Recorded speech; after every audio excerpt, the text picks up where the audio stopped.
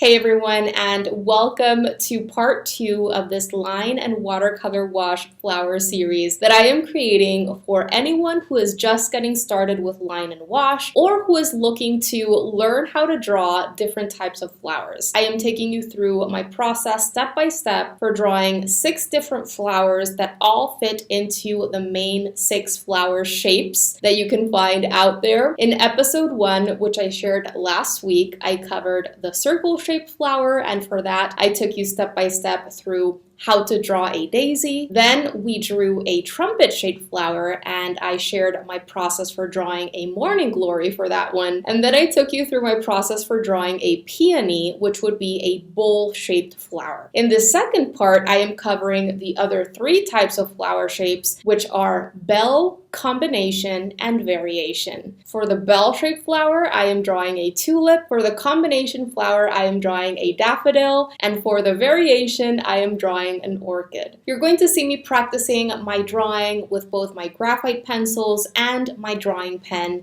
in my sketchbook first, before jumping on over to my watercolor sheet. And this is because I want to make sure that I know how to draw the flower so that I don't do too much erasing on my watercolor paper. And this is what I recommend you do as well, especially if you've never drawn these types of flowers before. In part 3 of this series, which is coming up next week, we're going to be bringing everything together to create a line and watercolor wash flower bouquet. So if you don't want to miss the last part of this series, make sure to subscribe and let's jump in. Let's start with the bell-shaped flower. I am going to be drawing a tulip, but in this category, you would also have bluebells, Canterbury bells, lily of the valley, and many, many more. I'm starting out by drawing the simple bell structure here first, before turning it into a flower. I started by drawing that top opening or ellipse, and then I created a tick mark for myself centered underneath that to decide on what height or what length I would be giving the structure. And then from there, I just connected a series of short lines until I arrived at that bell shape. As I mentioned in the first video in this series, I don't go in and start trying to create a perfect curved line or shape. I just bring together a series of short straight lines until I arrive at that general shape that I am looking for. Once my general shape is looking okay, I can go ahead and refine those angles, turn them more into smoother curves if I want to. By the way, this isn't quite a profile view because we are able to see a little bit into that opening of the bell, but it is relatively close to a profile view. So here I am drawing this bell structure once again, and I'm actually going to be turning this one into a tulip now. Once that bell is looking okay, I start breaking up that general larger portion of it into individual petal shapes. After taking time to observe different photos of tulips from different angles and also doing a little bit of research, I learned that tulips have a total of 6 petals. So going back to what I was mentioning in the first video, it's important that, especially when we're drawing flowers that have fewer petals like this one, that we don't start adding too many petals. I make sure that the size of the shapes that I'm creating for my different petals is going to help me communicate this distinctive characteristic. If I start drawing those shapes too small, I'm going to feel the need to fill up those areas with more lines and shapes, and that is going to lead to too many petals. I don't want that. I want those shapes to be relatively large. I taper in these shapes and curve them in as I get closer to that base of the stem. And I also use that initial bell shape that I created for myself to help me create a little bit of a curve outward in that upper portion of my petal shapes. I start with the largest shapes, which would be the petals nearest us, and then I make my way back. I make sure to incorporate lots of curves and imperfections and do my best to keep things asymmetrical. I don't want the left side of my flower to look identical to the right side of my flower because that's not going to look very natural. Once I'm done with my petals, I draw the stem, making sure that the base of that stem is a little bit wider and that it tapers in slightly at least as I make my way down. And for this flower, I do decide to add in a little bit of that leaf just because tulips have very large, long leaves. And these videos are not really about leaves, but if you would be interested in having me create a tutorial on drawing different types of leaves, let me know in a comment and I'd be happy to create a tutorial for you in the near future. Once this near profile view tulip drawing was looking okay to me, I got started with my pen and ink techniques, starting by defining the outer edges of all of my shapes. Once I have defined all of the outer edges of my shapes, that's when I start thinking of more details and textures, and I do my best to create thinner, lighter looking lines. In that first video, I also talk about the importance of line weight variation when we're drawing with pen and ink, and making sure that we're making certain lines or marks or certain sections of our lines and marks lighter and thinner and others darker and thicker. This is going to lead to more interesting dynamic results instead of using one single line weight or thickness for all of your line work, which is going to lead to flatter looking results. I'll make sure to leave links to a few of my pen and ink drawing tutorials down below in the recommended resources so that you can go and check them out if you haven't already. All right, so let's move on to practicing our tulip from another perspective, another angle. This tulip is going to be not only a little bit more open, but also viewed from more of a 3/4 angle, and it's going to be at a tilt. That straight line that I created over that oval helps me understand the tilt that I'm going to be drawing the flower at. And what I mean by a 3/4 angle is you're able to see more into that bell, into that tulip. For this view, I like starting with an oval. I then create that straight line going right down the middle of it, and then I start drawing my petal shapes, starting with the one closest and in the middle, and then I draw the ones on either side and I make my way back. You're going to notice that for many of these petals, I add in an extra smaller shape along the top of that petal, and this is to convey a little bit of that curving out of these petals because I do want this flower to look like it's more open. I don't add this into all of my petals, just a few. I also make sure that my left and right halves are not looking too symmetrical. Whenever things are looking too symmetrical, I take a moment to change the shape of one of the petals, make them a little bit more different left to right. Right here, I am starting to add in those outermost petals on the left and right, and you're going to notice that I add in a couple of smaller shapes to help me convey a little bit of that curving out. For these exterior petals that are very open on the left and on the right, it is very important to add in a sense of the interior planes of the petal and what is that little section that is curving out and what is the outer plane of the petal. So really it's 3 shapes in total for those outer petals. Interior, outer, and bent, if you will. Interior, outer, and bent. And finally, once I'm happy with my petal shapes and the number of petals that I've added in, I do add in a little bit of the stamen and anther sections peeping out from the middle there, from behind the petals, just because this tulip is way more open. I add in the stem, a little bit of that leaf, and then it's time to switch on over to my pen and ink once again. And I start by defining those edges, then I go ahead and start with my thinner lines and marks to help me communicate any textures that I might want to add in.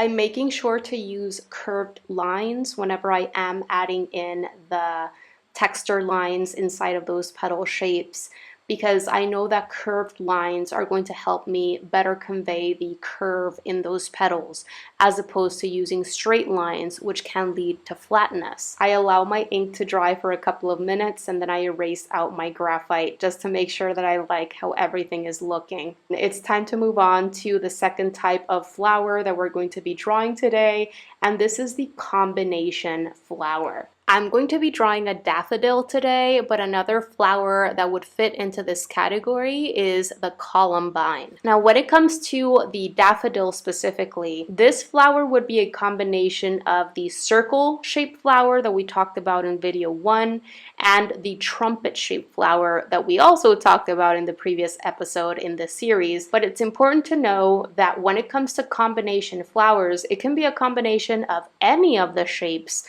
that we have been talking about. Combination flowers are compound structures because they are made of more than one simple form. And this can be challenging because those two forms have to be stacked together or over each other just right.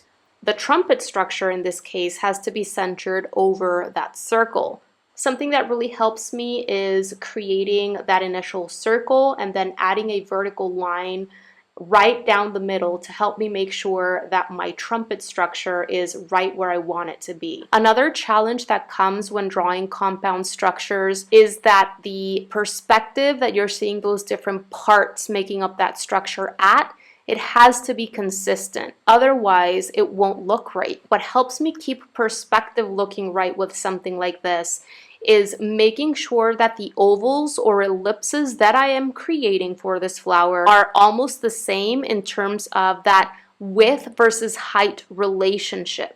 If one of your ellipses or ovals is very tall, very open, and the other one is very smushed or closed, the perspective won't look right. So in other words, make sure that the ellipse or oval that you create for that circle part of the flower is very similar in proportions or in height versus width when you compare it to the top oval or ellipse, which is obviously going to be much smaller. Make sure that the height and width relationship or ratio is very, very similar when you're drawing these two ellipses, because these would be concentric circles if you are looking down from a perfect top-down view, and the smaller ellipse or oval has to fit into the larger ellipse or oval. In other words, the ovals or ellipses are the same, but the one at the top in the opening of the daffodil is smaller in scale. That is going to help you keep that perspective consistent. Once my general structure is in, I go ahead and start drawing the individual petals, which I did a little bit of research again, and daffodils only have 6 petals again, so I want to make sure that the size of my petals makes sense. And once I'm happy with my pencil sketch, I do all of my pen and ink techniques. Okay, so let's move on to drawing the daffodil from another perspective, another angle. The previous perspective was a near profile view. Once again, not quite, because we are able to see into the trumpet a bit, but it is pretty close. And now I want to draw a daffodil at more of a 3/4 view, where we're able to see into that trumpet structure a little bit more. So just like with the tulip, I start with an oval, and I add in an axis to help me understand the tilt that I am drawing the flower at. I make sure that my larger ellipse and my smaller ellipse are not only aligned, but that they're also very similar in terms of that height and width relationship. As a little visualization exercise, imagine yourself standing right above an upward facing daffodil. Imagine looking down at it so that the opening of the trumpet is a perfect circle. You're going to see a smaller circle inside of a larger circle, so concentric circles, right? The opening of the trumpet would create a concentric circle inside of the larger circle created by the petals. When it comes to the petals, I started with the one front and center nearest us as the viewer, and then I drew the ones to the left and to the right of that, and I made my way back, trying to have a little section of those petals overlapping over each other, having in mind that daffodils have 6 petals, but in this case, one of them is going to be hiding behind the trumpet. Once I was happy with my pencil sketch at this angle, I switched on over to my pen and ink and practiced my pen and ink techniques once again. You can see how I added in a lot of irregularity along the upper edge of that trumpet, and as I am tracing around the petals, I am making sure that I am having in mind what petals are overlapping over other petals or what edges I don't want to be visible because I don't want to trace over them. I don't want to trace around edges that wouldn't actually be visible.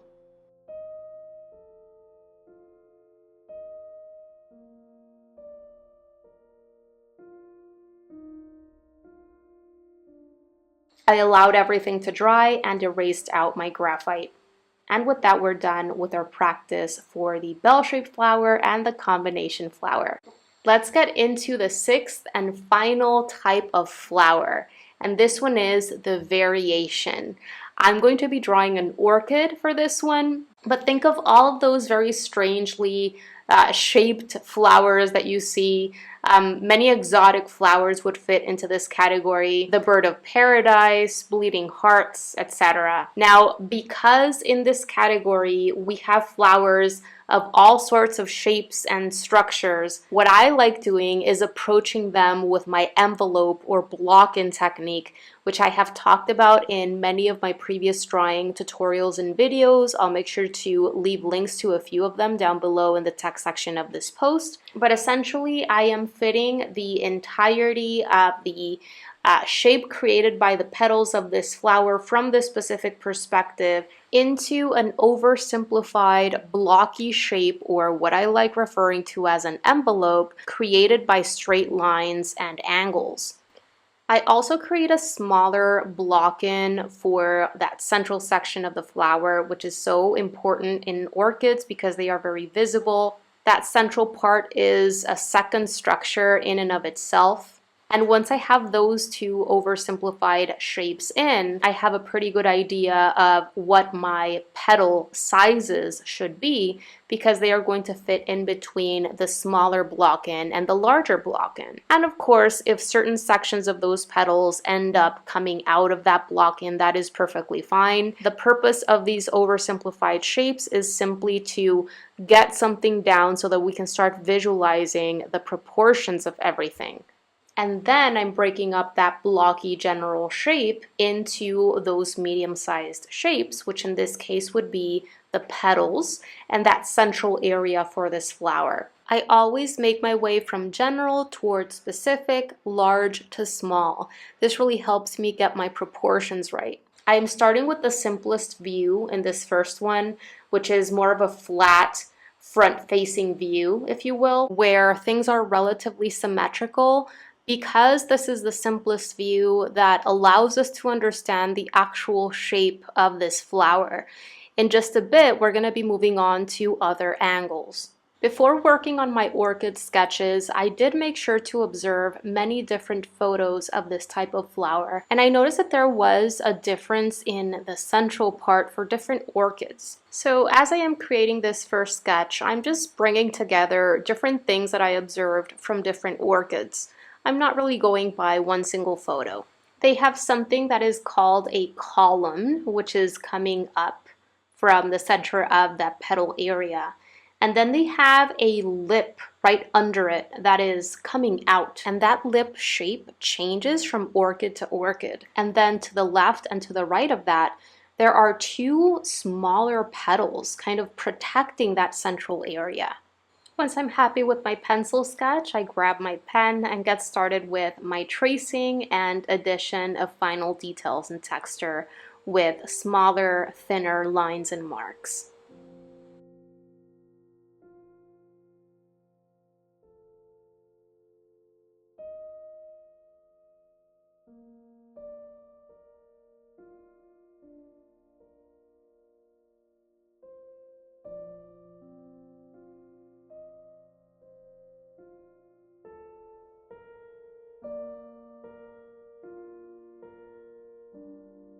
And now it's time to practice drawing an orchid, but seen from a different angle. So for this one, I'm going for more of a side or profile view. You can see how I started with bringing everything together into an oversimplified blocky shape. I added in an axis as well to help me visualize the tilt of the flower. And then I started drawing the individual petal shapes inside of the initial envelope or block-in, but for this one, I wanted to make things very asymmetrical, and I added in an extra petal at the top that is a little bit more open. And that one was added outside of that initial envelope. From this angle or perspective, we're not able to see any of that central area, that central structure. But everything else that I've been sharing still applies. I want to make sure to keep everything irregular, imperfect. I don't want my petal shapes to look exactly the same. When it comes to orchids, their stem is a little bit bent or crooked in some areas. That is a distinctive characteristic for this type of flower.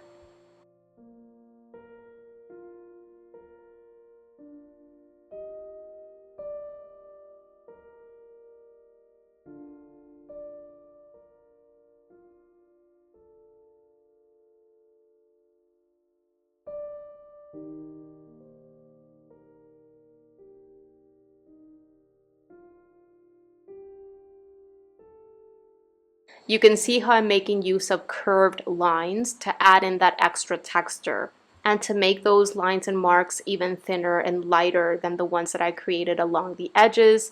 I'm simply making sure to move a little bit faster and use flicking motions. Alright, so here you're going to see me practice the 3/4 view twice.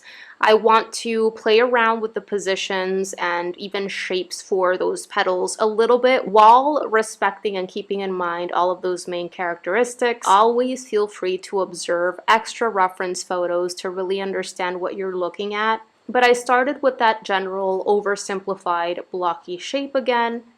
You can see how there is a tilt to this initial shape that I created, and the left edge is a little bit taller than the right edge. I did this so that as I was drawing the petals on the left and right halves, the petals nearest us on the left ended up looking larger and closer to us than the petals that are opposite to us. So that initial blocky shape helped me visualize the distortion going on when we're seeing the flower from this perspective.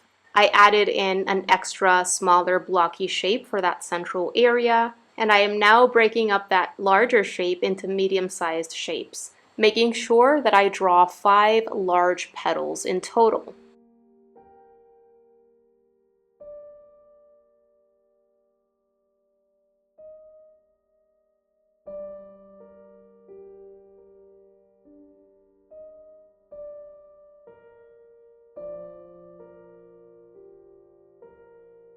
Once I have my larger petals in, I start drawing that central structure. And as I said, right in the middle, we have 2 smaller petals that are kind of protecting that centralmost area. So from this perspective, I would see the back of one of these petals and the interior of the one opposite to us.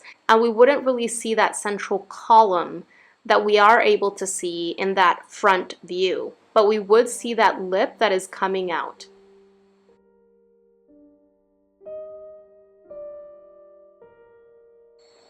Adding in that crooked stem again, and inking everything in.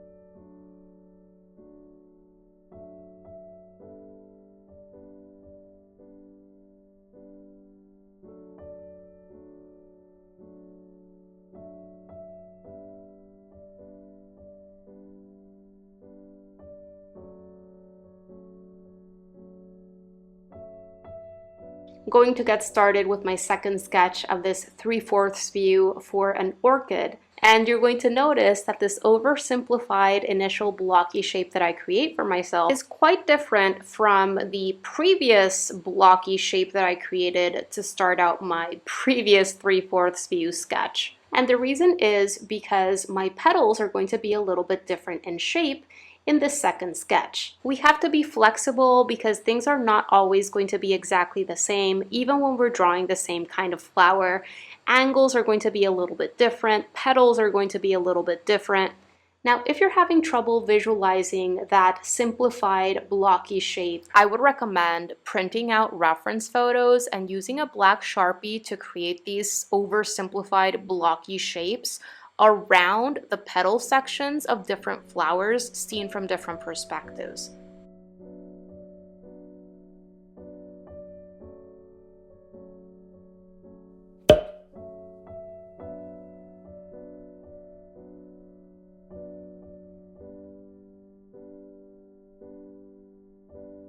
Alright, so now that I have practiced all of my flowers several times from different angles and perspectives, it is finally time to move on to my watercolor sheet. I want to practice each flower in 2 different perspectives, so I want to make sure that I'm able to fit 6 flowers in this watercolor sheet. It's totally up to you if you want to practice one of each, or if you want to make them larger and practice different flowers on different sheets. I'm making sure to draw lightly as I'm starting to sketch in my flowers with my pencil, and this is an HB pencil, which helps me draw nice and light. I want to be able to erase this graphite work later after I've finished with my pen and ink, and if I press down or draw too dark, that is going to be more difficult to erase, and I can even end up scratching or damaging my watercolor paper, which is something that I'm not going to be able to fix. So make sure to keep it nice and light, and I would highly recommend, if there is any flower that you need to practice more, practice in a separate sketchbook or a separate sheet of paper before getting started on your watercolor sheet. This way you can avoid doing too much erasing on your watercolor paper, which can oftentimes be expensive and easy to damage and just muddy up. Unless of course you're working on cheaper watercolor paper or a watercolor sketchbook that is more accessibly priced and you're fine with it, then it's totally okay to work right on your watercolor paper. Once I'm happy with my pencil sketch, I go ahead and do my pen and ink.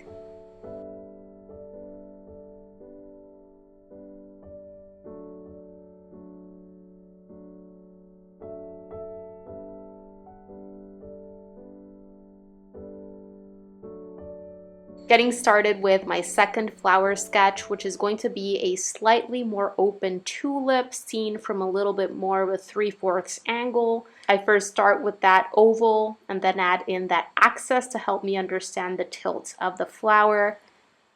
Then I start by adding in that central closest petal and I make my way back.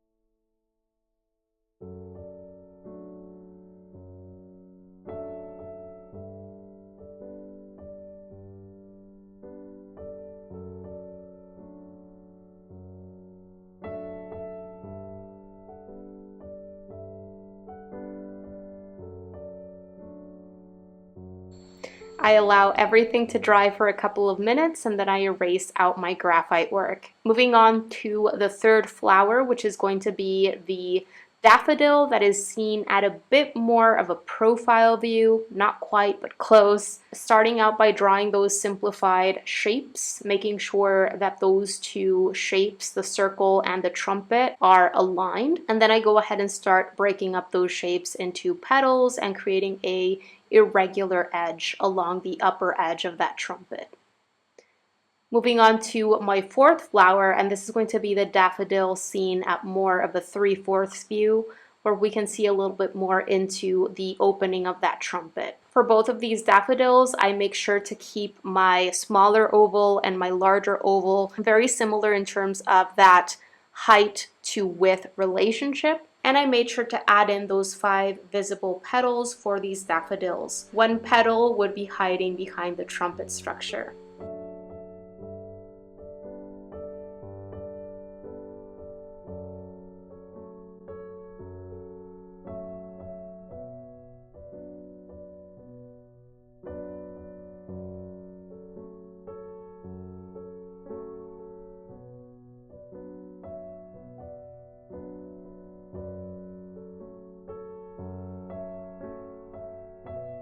Moving on to my 5th flower, which is going to be the orchid, which is seen at more of a flat front view. I did make sure to bring in a tilt for this one, just to make things a little bit more challenging for myself.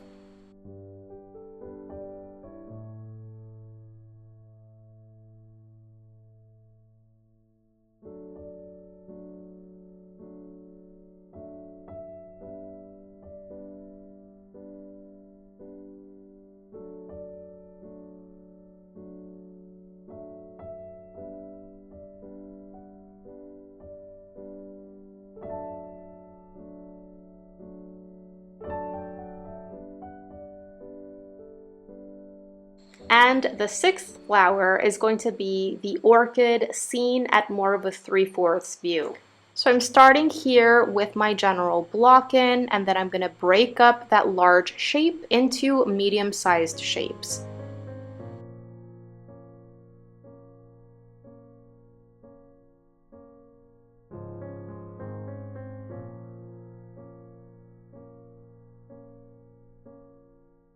And once I'm happy with my pencil sketches, I go ahead and start with my pen and ink work.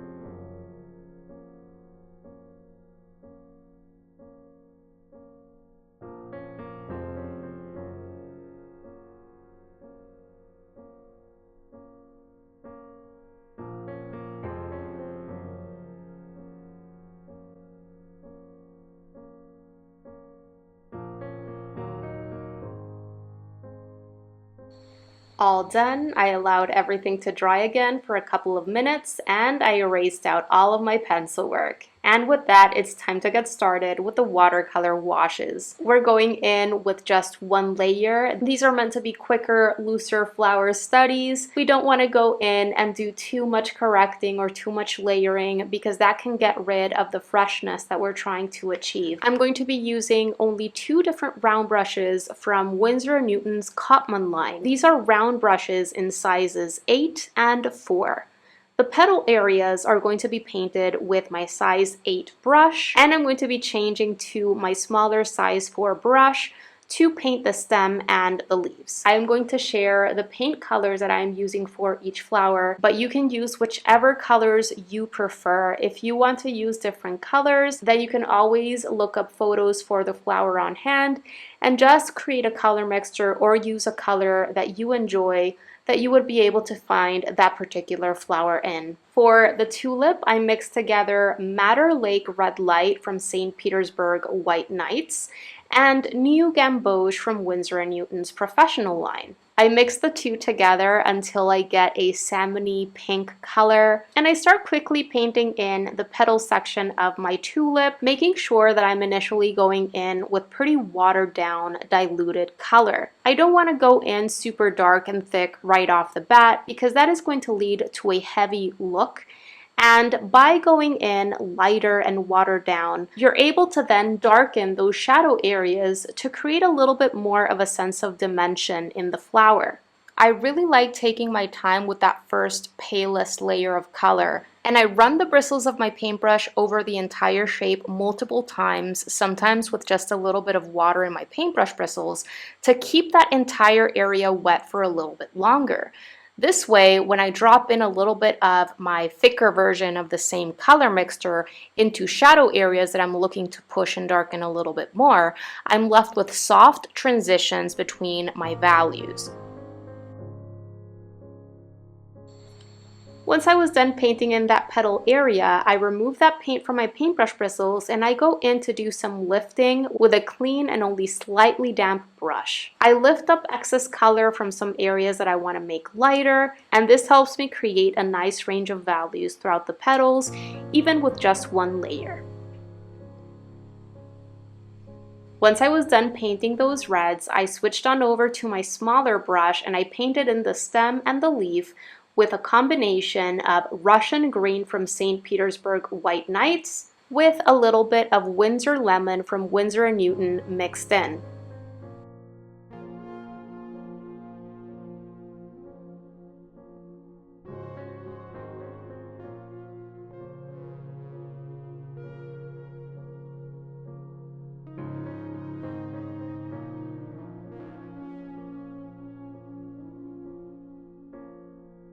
Moving on to the second tulip, I wanted to make this one purple, but first I made sure to paint in the visible anthers coming out from the middle of the flower there, and I painted those with my raw sienna. Once those were painted in, I created a purple that is leaning a little bit more towards the red purple on my palette by mixing together my Madder Lake Red Light from St. Petersburg White Nights, which is a cool red, with my French Ultramarine from Winsor & Newton's Professional line. I made sure to go in with my color relatively watered down initially, so think a tea to coffee consistency, so that I could have those light values created and I could then build darker values on that in shadow areas. You're going to see how I once again take my time with this initial palest layer, running the bristles of my paintbrush over the entire thing multiple times, and sometimes even bringing just a little bit of water from my container to wet things again so that this entire petal area stays wet for a little bit longer. I do this when I am painting the first layer in all of my flowers. This way I can ensure that I'll have those soft effects.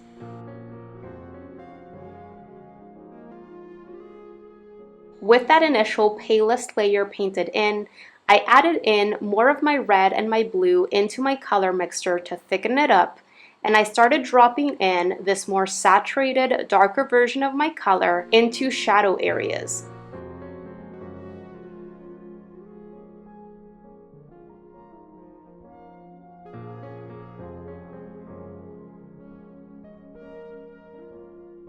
Once I had a nice range of purple values developed, I removed that paint from my paintbrush bristles and went in to do some lifting of color to make some areas a little bit lighter. All you need to do for lifting is just press down the clean and only slightly damp bristles of your paintbrush onto that spot where you're looking to remove some of that color. Using the bristles of your paintbrush as a little absorbent sponge to reveal a little bit more of that bright paper under that paint and add more dimension into the petal area.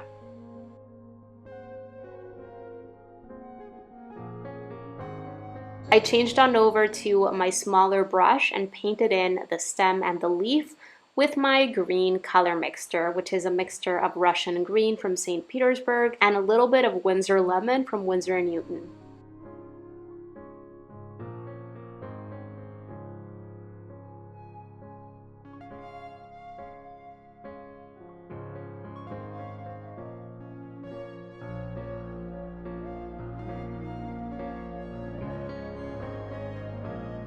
And then it was time to move on to the first daffodil.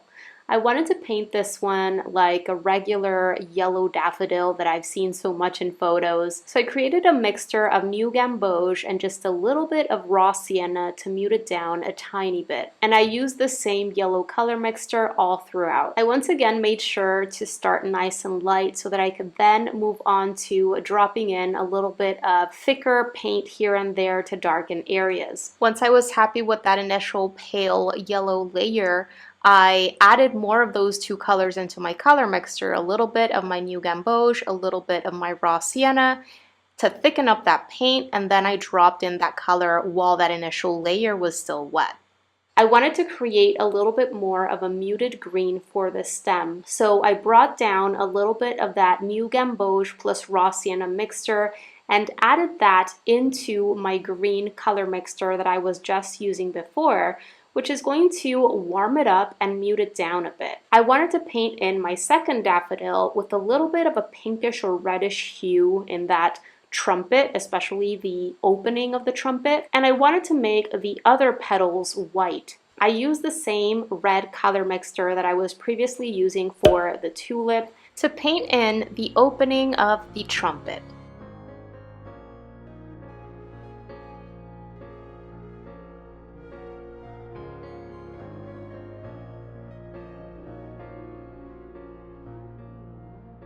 And then I removed that paint from my paintbrush bristles and I created a gray by mixing together burnt sienna and some of my French ultramarine. I'm using this gray to create light gray values in the white petals. But the trick here to make something look white is to make sure that you're leaving plenty of that paper shining through and that you're going in very, very pale and watered down with your gray or whatever color it is that you're going to be using to develop values in this area.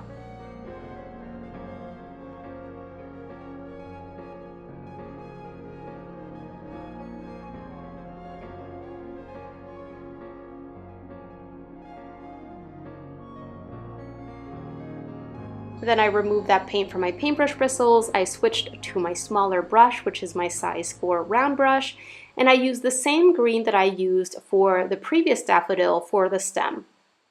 And then it was finally time to move on to the orchids. I wanted my first orchid to be a reddish purple color, so I added a little bit more of my Madder Lake Red Light into my purple color mixture that I had already created to make it look more like a red purple, get it more toward the magenta side. And I started painting in the petals of the orchid. I made sure not to paint in that central column coming out from the middle of the petal area because I wanted to paint that in with a different color. Once I painted in the petals, I quickly removed that color from my paintbrush bristles and I used my new gamboge plus raw sienna color mixture that I was just using for the first daffodil to quickly paint in that column in the middle of the flower. And then I removed that yellow from my paintbrush bristles and I went in to develop darker shadow values by bringing in a little bit more of my cool red and my blue into my red-purple color mixture to thicken it up a little bit, and I dropped in this thicker version of my color into shadow areas that I was looking to darken.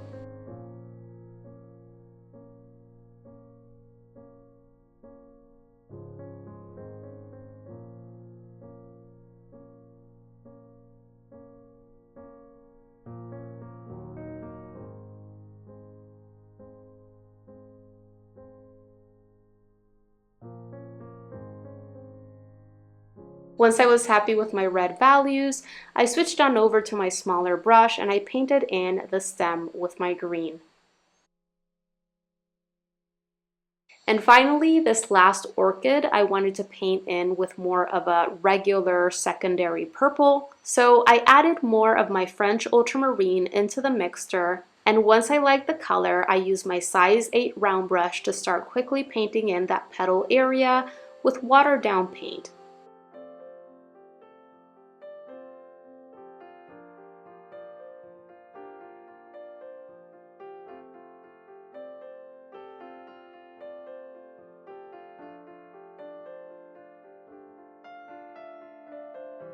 Once I had that initial palest layer in, I started dropping in a thicker version of this purple into shadow areas that I was looking to deepen and darken to provide a little bit more of a sense of dimension.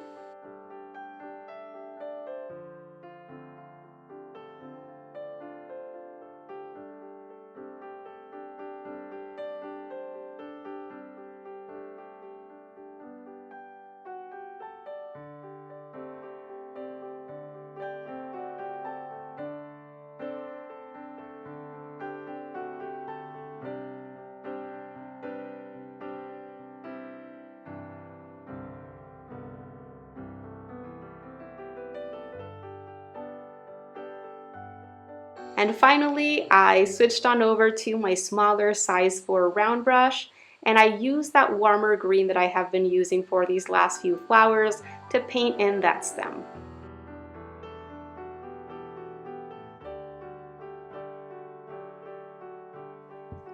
Alright you guys, that is gonna do it for today's video. I really hope that you enjoyed it and that you found it helpful.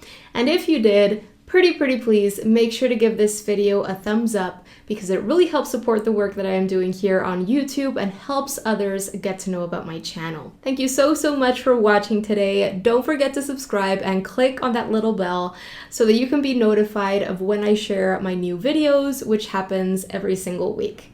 Have a beautiful rest of the day and see you soon. Bye guys!